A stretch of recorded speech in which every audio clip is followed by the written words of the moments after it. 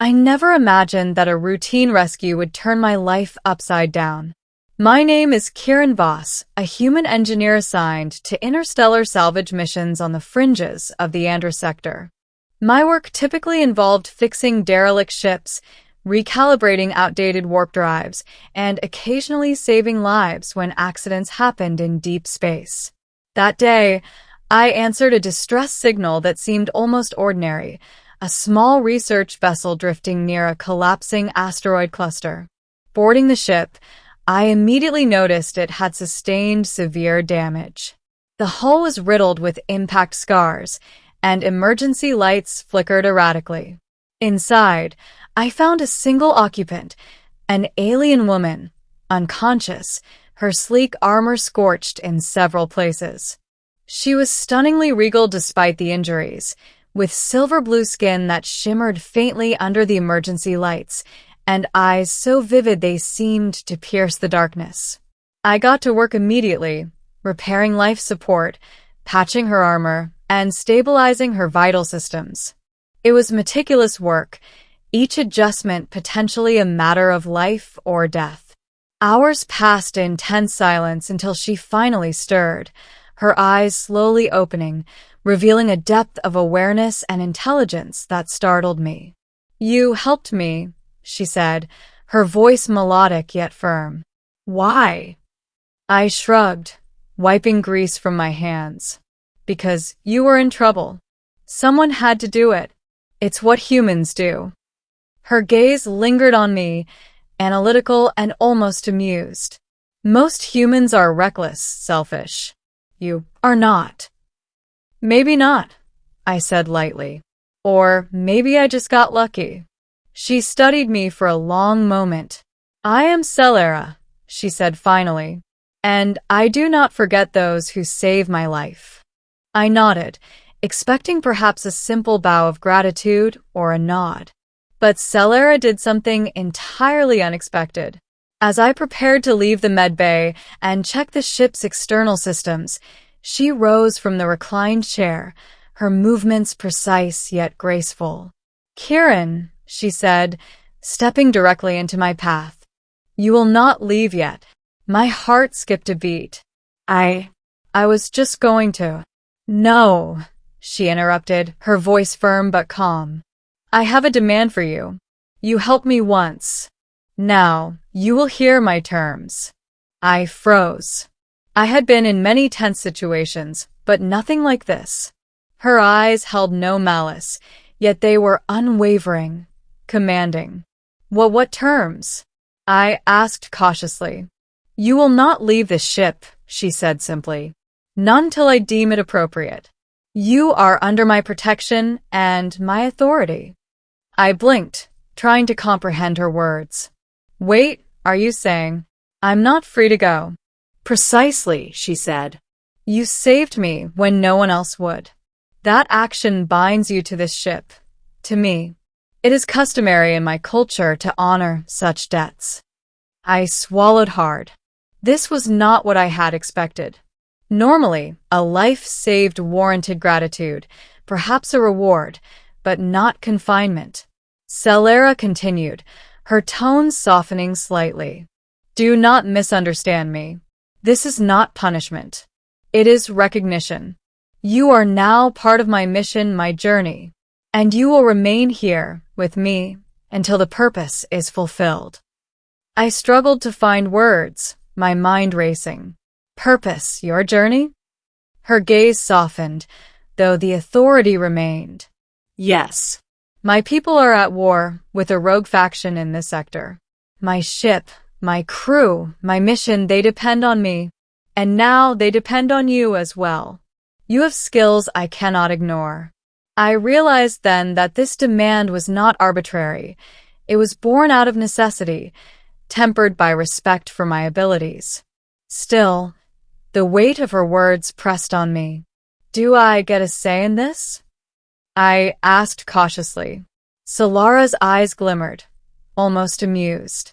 "You have a choice. Accept my terms willingly or face the consequences of refusal. But refusal is not advisable. The sector is dangerous, and I do not allow recklessness aboard my ship. I exhaled slowly, trying to absorb everything. So, I stay. With you. For now. Her expression softened into something that almost resembled relief. Good. You'll see that this decision is beneficial, though it may not seem so at first. The days that followed were a whirlwind. I learned the ship's systems in ways I never thought possible, repairing engines, recalibrating weaponry, and managing logistics for our ongoing missions. Selara and I grew accustomed to a silent rhythm. I worked, she strategized, and together we navigated hostile territories, rogue pirate fleets, and dangerous celestial phenomena. Through it all, her initial command that I remain aboard evolved into something deeper. She began to share aspects of herself rarely seen by others, her memories of homeworlds lost to war, the burden of leadership, and the isolation inherent to her position. I listened, offering insight when appropriate, and the more I learned, the more I understood the logic behind her shocking demand. It was not caprice, it was survival, trust, and strategy intertwined. One night, as we orbited a gas giant, I found her on the observation deck, staring into the swirling clouds below. The hum of the engines was the only sound. "You never resent me for keeping you here?" she asked softly, without turning. "Not exactly," I admitted. "At first, yes. It was shocking. But now I understand why. You saved yourself, and you saved me in a way. I've learned more in this time than I have in months of solo work." She turned to me then, her silver blue eyes reflecting the gaseous storms outside. "And yet, most humans would have fled, protested, or tried to leave. You did not. That is why I made my demand. I knew you could handle it, because you are capable of more than you believe." I felt a mixture of pride and humility. Her trust was not given lightly. Every moment aboard that ship had become a test of skill, judgment, and character, and I realized that I had risen to meet it. Weeks passed, and the mission continued. Selara's ship became a beacon of hope for beleaguered colonies, her strategies averting ambushes and securing vital resources. My role, though initially imposed by her shocking demand, became indispensable. We worked as a team, a unit that balanced authority with ingenuity, strength with empathy. Then came the pivotal moment.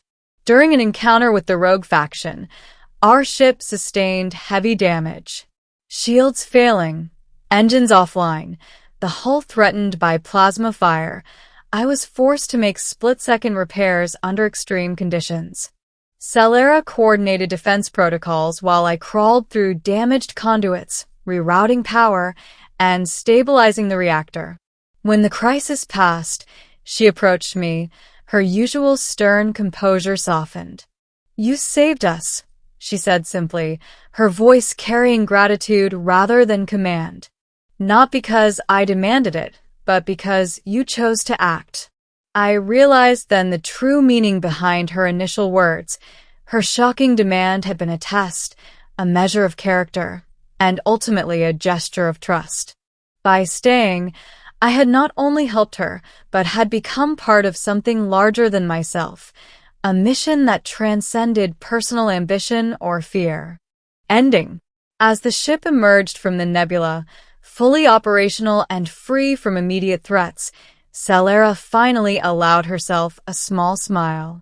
"You have proven yourself," she said. "Your skills, your courage, your loyalty. I demanded much, and you have exceeded all expectations." I nodded, feeling a profound sense of belonging. "I didn't just help you, we helped each other. That's how it works." She studied me for a long moment, then said quietly, almost personally, "Now, you truly belong aboard this ship. Not as a captive, not as a subordinate, but as an ally, a partner." I realized the truth of her words. Her shocking demand had not trapped me, it had elevated me, given me purpose, and forged a bond that would endure across the stars. In the cold, vast expanse of space, we had found trust, respect, and a partnership built on courage and understanding. And as the stars stretched infinitely before us, I knew one thing with certainty: I would never regret answering her call and staying.